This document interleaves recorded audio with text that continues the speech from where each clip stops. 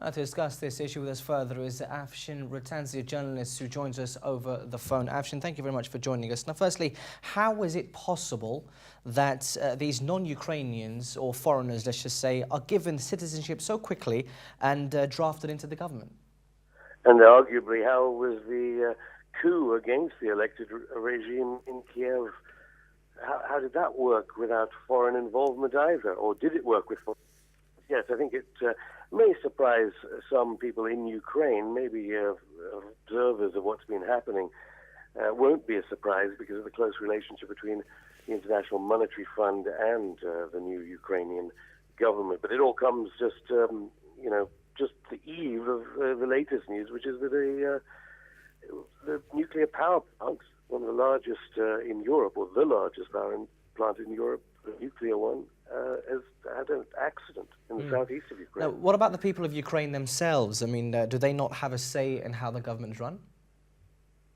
Well, obviously, parts of the whole of Ukraine are starting to split apart. It is interesting that we have people that actually worked in the State Department. And, of course, the new cabinet is going to be headed by Arseniy Yatsenyuk, who we know from the leaked phone calls was deeply involved with Washington foreign policy just after the initial coup d'etat. I suppose the Ukrainian people who are already suffering economically will be hoping for any type of economic policy that will benefit them. But we know around the world the legacy of International Monetary Fund, fiscal austerity policies on countries that have had coup d'etats against elected governments, and the outlook isn't good. Now, we can see that Poroshenko is amending a lot of laws in order to, let's just say, draft in these foreign ministers. Is this a sign of desperate times, calls for desperate measures, and would it work for Poroshenko in Ukraine?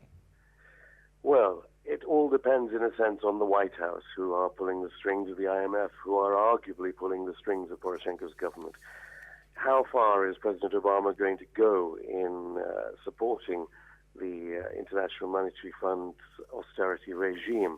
And how far can Poroshenko survive as cuts are made in welfare, state pensions, healthcare, transport, and every other aspect of civic life and civilian infrastructure in Ukraine?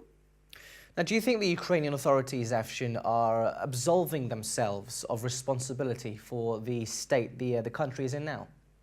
I don't think the Ukrainian people will easily forgive the fact that the new cabinet has non-nationals as an excuse for the poor running of the economy.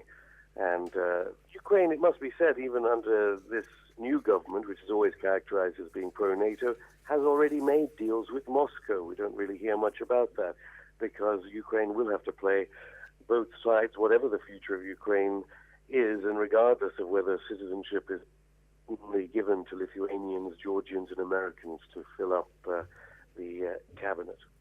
Okay, we're just going to have to leave it there. Journalist Afshin Rattansi, thank you very much for joining us.